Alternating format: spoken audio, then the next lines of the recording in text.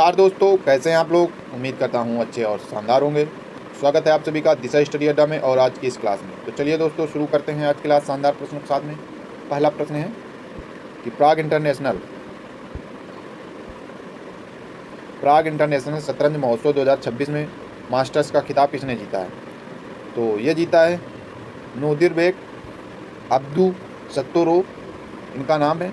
ठीक है, Nodirbek Abdu सत्तारोव, जो कि उज्बेकिस्तान के हैं और इन्होंने प्राग इंटरनेशनल शतरंज महोत्सव 2026 में मास्टर्स का खिताब जीता इन्होंने। ठीक, नेक्स्ट क्वेश्चन होगा, प्राग इंटरनेशनल शतरंज महोत्सव 2026 के चैलेंजर्स वर्ग में किस भारतीय महिला शतरंज खिलाड़ी ने तीसरा स्थान हासिल किया है। तो इन्होंने किया है दिव्या देशमुख ने। ठीक है, तो चलिए समझते हैं प्राग इंटरनेशनल शतरंज महोत्सव 2026 क्या है। तो प्राग इंटरनेशनल शतरंज महोत्सव 2026 जो है दोस्तों, वो विश्व स्तरीय शतरंज प्रतियोगिता है जिसका आयोजन 24 फरवरी से 6 मार्च 2026 के बीच में किया गया है। प्राग यानी चेक गणराज्य में किया गया है। ठीक है, ये यूरोप की सबसे महत्वपूर्ण शतरंज टूर्नामेंटों में एक माना जाता है और जो इसका स्थान है जहाँ पे हुआ, तो प्राग में हुआ, चेक गणराज्य में हुआ। ठीक है, और जो आयोजक है वो है नोवी वोर चेस क्लब। ठीक है, और यह आयोजित किया गया 24 फरवरी से 6 मार्च के बीच में। ठीक है, और यह महोत्सव 2019 से हर साल आयोजित किया जा रहा है और 2026 इसका 8वां संस्करण था। ये आप लोग याद रखना। ठीक,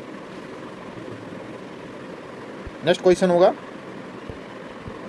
कि हाल ही में किन दो भारतीय राज्यों ने एक निश्चित उम्र से कम उम्र के बच्चों के लिए सोशल मीडिया के उपयोग के लिए प्रतिबंध लगाने की घोषणा की है। तो यह कर्नाटक और आंध्र प्रदेश। ठीक है, तो जो 16 साल से कम उम्र के बच्चे होंगे तो उन पर सोशल मीडिया का उपयोग करना प्रतिबंध हो जाएगा। ठीक है, तो यह एक तरह से एक बहुत ही अच्छा कदम है और कई देश इस पे काम भी कर रहे हैं, जैसे सबसे पहले स्पेन ने लगाया था। ठीक है, और अभी कई देश इस पर कार्य कर रहे हैं। ठीक है, नेक्स्ट क्वेश्चन होगा, ऑफिशियल एयरलाइन गाइड OAG के अनुसार कौन सा भारतीय हवाई अड्डा एशिया प्रशांत क्षेत्र का 5वां सबसे व्यस्त हवाई अड्डा बन गया है। तो यह है इंदिरा गांधी अंतर्राष्ट्रीय हवाई अड्डा नई दिल्ली। ठीक है, तो यह जो रिपोर्ट है वो जारी करती है OAG, ऑफिशियल एयरलाइन गाइड। ठीक है, नेक्स्ट क्वेश्चन होगा कि हाल ही में नगर विमानन महानिदेशालय यानी DGCA ने उत्तर प्रदेश के किस हवाई अड्डे को सार्वजनिक उपयोग श्रेणी के संचालन के लाइसेंस प्रदान किया है। तो इन्होंने किया नोएडा अंतर्राष्ट्रीय हवाई अड्डा। ठीक है, तो DGCA जो है दोस्तों, तो इसका फुल फॉर्म होगा directorate general of civil aviation. ठीक है, यह भारत सरकार की एक प्रमुख संस्था है जो देश में नागरिक उड्डयन से संबंधित सभी गतिविधियों को नियंत्रित और नियमन करती है। ठीक है, इसकी जो स्थापना हुई थी 1927 में, ब्रिटिश काल में, ये याद रखना। ठीक है, और इसका जो मुख्यालय है वो है नई दिल्ली में और मिनिस्ट्री ऑफ सिविल एविएशन के अंतर्गत काम करती है। ठीक है, और मिनिस्ट्री ऑफ सिविल एविएशन के मंत्री कौन है वर्तमान में, आप लोग कमेंट करके जरूर बताना, पूछा जाता है। ठीक है, ये आप लोग याद रखना। स्थापना 1927 में हुई थी और इसका जो मुख्यालय है वो है नई दिल्ली में और जो मंत्रालय है वो नागरिक उड्डयन मंत्रालय है। ठीक है, नेक्स्ट क्वेश्चन होगा,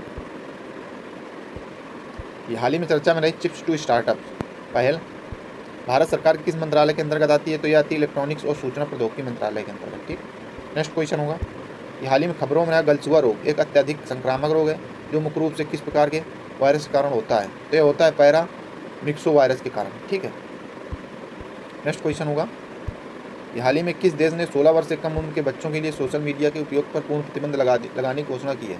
तो है इंडोनेशिया। ठीक है, और भी पहले ऐसा कई देश कर चुके हैं कि उन्होंने प्रतिबंध लगा दिया। ऑस्ट्रेलिया हो गया, उनमें से स्पेन हो गया।